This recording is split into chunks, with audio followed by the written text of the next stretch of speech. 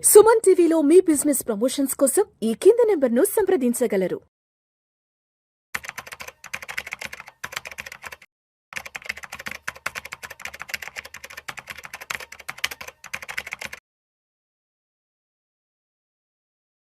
నమస్తే రేవంత్. నమస్తే అండి. Revanth, welcome to Vishnu talks and welcome to Suman TV. Thank you. ఇవాళ మీతో ఇక్కడ షూటింగ్ ప్రోగ్రామ్ ఉందని, మీతో ఇంటర్వ్యూ ఉందని నా ఫ్రెండ్కి ఒక 2 days ముందే మాటల్లో అన్నాను. నెక్స్ట్ 2 days లో రేవంత్ ప్రోగ్రామ్ ఉందని మాటల మధ్యలో అంటున్నప్పుడు చెప్పాడు, అరే రేవంత్ చాలా వీడియోస్ చూస్తుంటాను, చాలా ఈ కేస్ స్టడీస్ గురించి, వాటి గురించి, ఫైనాన్షియల్ ప్లానింగ్ గురించి ఏవో మాట్లాడుతూ ఉంటారు కదా, రెగ్యులర్గా చూస్తుంటాను రా అని చెప్పి నా ఫ్రెండ్ అన్నాడు. సరే ఇంకేంట్రా జాబులు ఎలా ఉన్నాయి ఏంటి, ఏదో ఏదో యాంథ్రోపిక్ భయాలు అంటున్నారు, ఏదో జాబులు యాప్లు అంటున్నారు అంటే ఆడు ఒక మాట చెప్పాడు, నిజమేరా ఈ బయట వార్తల్లో వస్తున్నది, టీవీలో చెప్తున్నది నిజమేను, బయట చాలా చాలా కంపెనీస్లో జాబ్ లే ఆఫ్లు విపరీతంగా జరుగుతున్నాయి. రీసెంట్గా వాళ్ళ ఫ్రెండ్స్కి సంబంధించిన కంపెనీస్లో కూడా జాబ్ లే ఆఫ్లు అయినాయి అంట. అయితే వీళ్ళ కంపెనీలో కూడా రీసెంట్గా ఏవో ఇంటర్నల్గా మెయిల్స్ వచ్చాయంట, పెద్ద పెద్ద ప్రాజెక్ట్ మేనేజర్, CEO లెవెల్లో వచ్చాయంట. ఏమని, బయట ఈ ఏఐ వల్ల జాబ్ లేబర్స్ కూడా విపరీతంగా జరుగుతున్నాయి. సో మీరు ఎవరైతే ఉన్నారో మన కంపెనీలో పనిచేసే వాళ్ళు ప్రస్తుతానికి ఎటువంటి ఫైనాన్షియల్ కమిట్మెంట్స్ కానీ, ఎటువంటి హోమ్ లోన్స్ కానీ, ఎటువంటి వెహికల్ లోన్స్ ఇట్లాంటి ఏం తీసుకోవద్దు. సో ఏ టైంలో అయినా సరే జాబ్ లే ఆఫ్ అయ్యే సిచ్యువేషన్ ఉంది కాబట్టి సో వచ్చిన డబ్బును వచ్చినట్టు తీసుకెళ్ళి దాచిపెట్టుకోండి.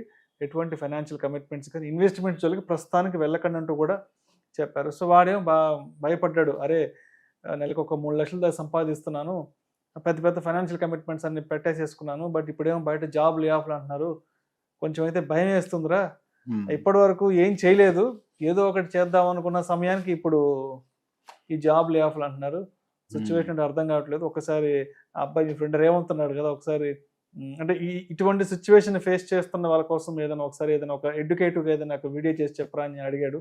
సో మరి ఇప్పుడు ఈ ఏఐ అంటే ఈ కొత్త టెక్నాలజీ ఏవైతే భయాలు ఉన్నాయో, మరి ఐటీ ఎంప్లాయీస్ అంతా కూడా చాలా మంది సఫర్ అవుతున్నారు కాబట్టి వాళ్ళ కోసం నాకు మంచి మాటలు చెప్పగలరు. సో నేను ఫైనాన్షియల్ పాయింట్ ఆఫ్ వ్యూలోనే ఎక్కువగా మాట్లాడతాను, but at the same time ఒక ధైర్యం కోసం ఒక మాట ఏంటి అని అంటే,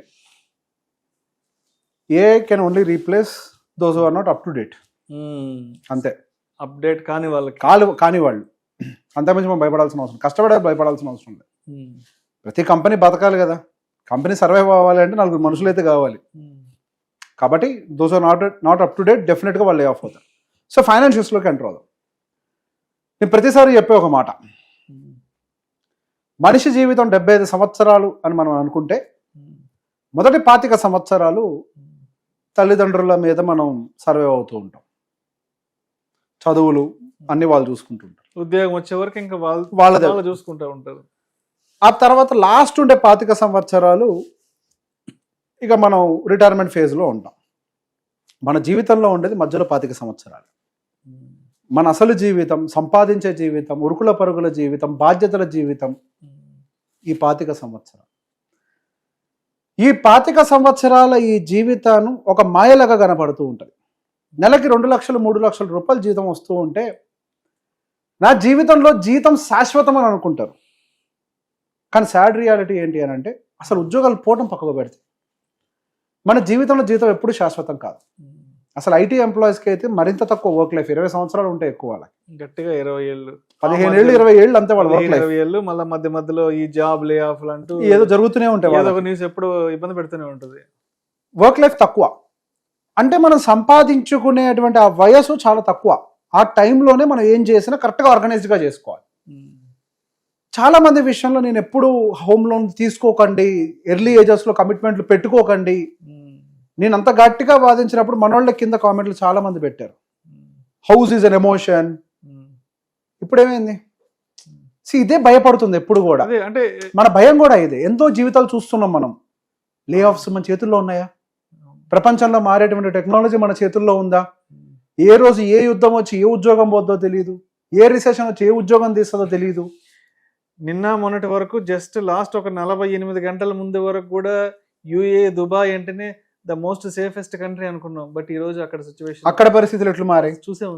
నిజంగా అక్కడ నిజంగానే ఇక మీదట ఉద్యోగాలకు వెళ్ళే అవకాశాలు పరిస్థితులు ఉంటాయో లేదో తెలియదు. ఎంత టూరిజం పడిపోయింది, ఎంత బిజినెస్ పడిపోతుందో తెలియదు. బిజినెస్ పడిపోయింది అక్కడ కంపెనీస్ కి. సరే, రాత్రికి రాత్రి మనిషి జీవితంలో చాలా మార్పులు చేర్పులు జరుగుతూనే ఉంటాయి. ఇల్లు ఇటువంటివన్నీ కూడా ఒకవేళ ఇప్పటి వరకు ఎవరు ప్లాన్ చేసుకోకుండా ఉండుంటే దీన్ని ఒక జీవితంలో లెసన్ గా తీసుకోండి. ఇప్పుడు ఉద్యోగం పోవాలి అని అంటే రిసెషనే రానవసరం లేదు, టెక్నాలజీ మారినా చాలు అన్న విషయం ఇప్పుడు ఏ ప్రూవ్ చేసింది.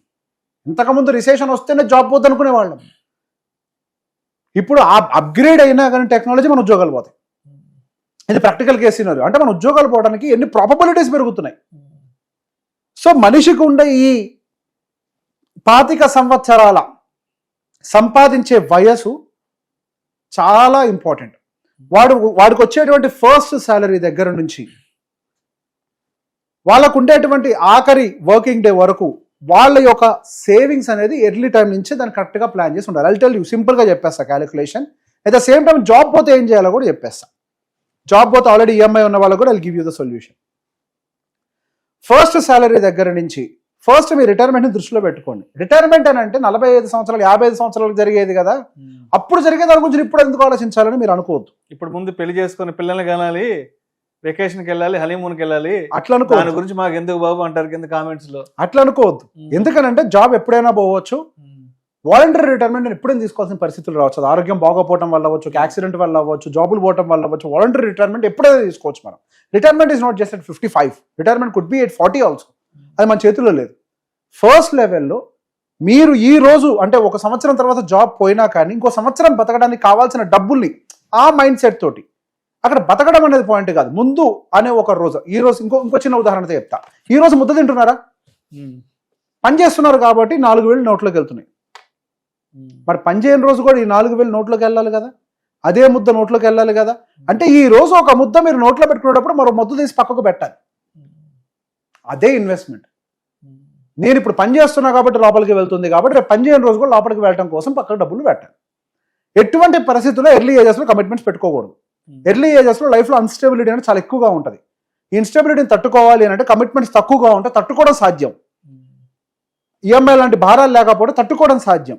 ఈఎంఐ లాంటి భారం కనుక ఇటువంటి సమయాల్లో నెలకొచ్చేసరికి ఒక 75,000 80,000 రూపాయలు ఇంటి భారం, ఈఎంఐలు పైన ఇంటి ఖర్చులు ఒక 75,000, పైన పిల్లల స్కూల్ ఫీజులు ఒక 25,000, పుట్టుగెదర అన్ని కలిపి ఒక 2 లక్షల రూపాయలు నెలకి ఖర్చులు ఉండేటువంటి ఒక నెల జీతగాడికి ఉద్యోగం ఈ టైంలో కనుక పోగలిగితే 3 నెలల్లో మీ ఇల్లు ఆక్షన్లోకి వెళ్తుంది.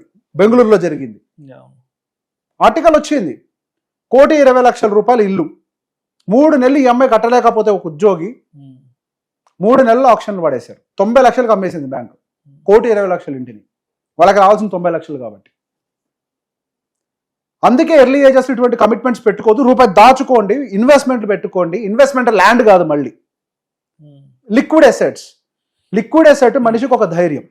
అంటే ఇక్కడ రేవంత్ పేరెంట్స్ అనే వాళ్ళు కూడా ఫస్ట్ ఏం చేస్తున్నారంటే 25, 24, 25, 25 కంతా ఉద్యోగం వచ్చిందంటే ఫస్ట్ పేరెంట్స్ చెప్పే మాట ఏంటంటే, అరే ఒక 50 లక్షలు 1 కోటి రూపాయలు పెట్టి ఫస్ట్ ఇల్లు కొనేసేసి, ఫస్ట్ ఉద్యోగం వచ్చిన కొత్తల్లో ఊరు వెళ్తేనో ఏదైనా పెళ్ళికి వెళ్తేనో ఏదైనా బంధువుల ఇంటికి వెళ్తే ఫస్ట్ చెప్పే మాట ఏంటంటే, ఉద్యోగం వచ్చేసింది కదా, నెలకు ఒక 50,000 60,000 జీతం వస్తుంది కదా, ఫస్ట్ వెళ్ళి హైదరాబాద్లో ఓ 2-3 కోట్లు పెట్టి ఓ ఇల్లు కొనిపడి దొబ్బు ఫస్ట్ చెప్తారు. ఇంకొంతమంది చెప్తారు జాబ్ వచ్చేసింది ఒక మంచి కారు ఒకటి తీసుకో ఒక 20-30 లక్షలు పెట్టని చెప్తారు. అంటే 25, 26 ఏళ్ళ వయసుకే ఓ 2 కోట్లు 3 కోట్ల రూపాయల ఫైనాన్షియల్ కమిట్మెంట్స్ తీసుకుంటే రేపన్న రోజు ఇలా ఉద్యోగాలు జాబ్ లే ఆఫ్లు అయితే వాడు 30-32 సంవత్సరాల వయసుకి ఇలా రోడ్డును పడే పరిస్థితి ఏం సిచ్యువేషన్స్లో.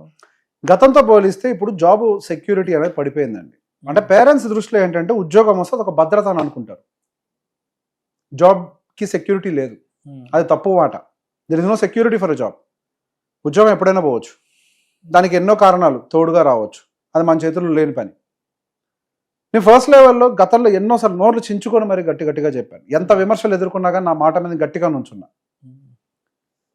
ఎర్లీ ఏజ్లో ఇంటి జోలికి వెళ్ళారు అని అంటే ఇంటి జోలికి వెళ్ళేలాగా ఆ పేరెంట్ కనుక ఈ పిల్లోడి చేతి ఇల్లు కొనిచ్చాడు అని అంటే ఈ పిల్లోడి జీవితం అంధకారంగా మారుద్ది, వాళ్ళ పిల్లడి జీవితం అంధకారంగా మారుద్ది. ఈ అంధకారంగా మారుద్దన్న సంగతి ఈ వీడియో మనం ఒక సంవత్సరాల క్రితం చెప్పాం, 1.5 year బ్యాక్ ఇట్లా జరుగుద్ది అని. పెద్దలే పిల్లల జీవితాన్ని అంధకారంలోకి నెడుతున్నారు అని ఒక వీడియో ఒకటి చేసాం మనం 2024 చివరిలో చేసాం ఒక వీడియో. అవును, ఆ రోజు చాలా విమర్శలను ఎదుర్కొన్నాం, ఇటువంటి ఏమైనా జరిగితే ఇబ్బంది చెప్పారు కానీ ఏదో అన్నారు అందరూ. అవును, ఇట్లాంటి పరిస్థితులు వస్తాయన్న భయంతో మనం వాటి జోలికి వెళ్ళొద్దు అని చెప్పారు. ఒకవేళ ఇప్పుడు మీ లే ఆఫ్ ఆల్రెడీ జరిగింది అనుకోండి, 3 నెలలు ఈఎంఐ కట్టకపోతే మీరు ఇదైపోద్ది కదా ఇల్లు. సో ఇప్పుడు ఏం చేయాలి అని అంటే గో టు మారటోరియం. మనకి మారటోరియం అని ఒక పీరియడ్ ఉంటుంది, 1 year వరకు వాళ్ళు ఇస్తారు. కంగారు పడకండి. First as those companies are suggesting not to have extra EMIs, we can't do anything, already అందరు ఈఎంఐలో ఉన్నారు, that is a sad reality. First మారటోరియంలోకి వెళ్ళండి.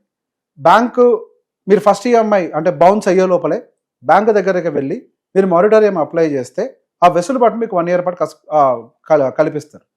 ఈ 1 yearలో మీకు జాబ్ వచ్చిందా ఓకే, ఇఫ్ నాట్ జాబ్ వచ్చే పరిస్థితిలో లేదు, it might take some more time అనుకోండి, వదిలేయండి.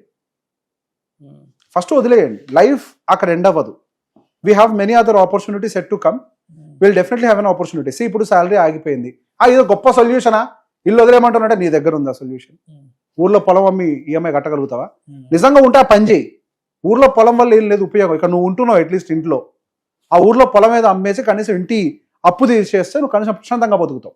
అంటే ఇక్కడ హైదరాబాద్లో ఇంటి అప్పు తీర్చాలంటే ఈఎంఐ తీర్చాలంటే ఊళ్ళో కనీసం ఒక 4-5 ఎకరాలు అమ్మితే కానీ తీర్చలేము. 4-5 ఎకరాలు అమ్మితే అవును ఇక్కడ సొల్యూషన్ క్లియర్ అవుతుంది. ఇక్కడ సొల్యూషన్ క్లియర్ అవుతుంది.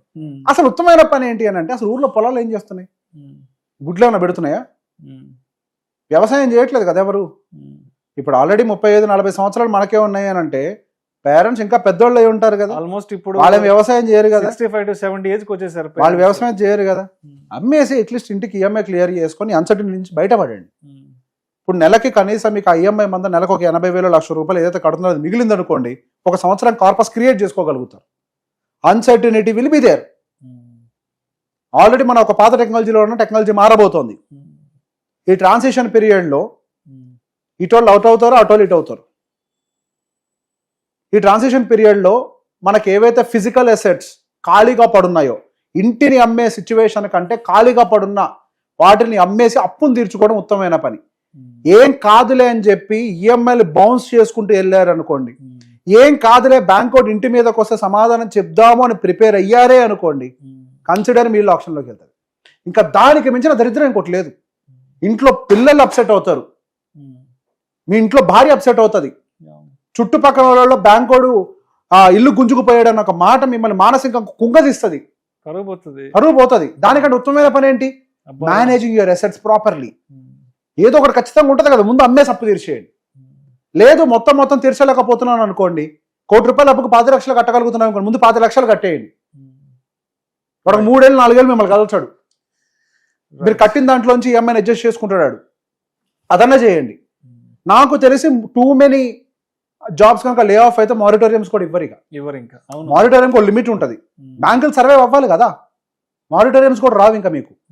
సో బెటర్ ఇప్పటి నుంచే లిక్విడిటీ త్వరగా ఎక్కడ దొరుకుతుందో చెక్ చేసుకొని కొంత తీసి ముందు కొద్దిగా లోన్లు క్లియర్ చేసుకొని భద్రంగా పెట్టుకోండి.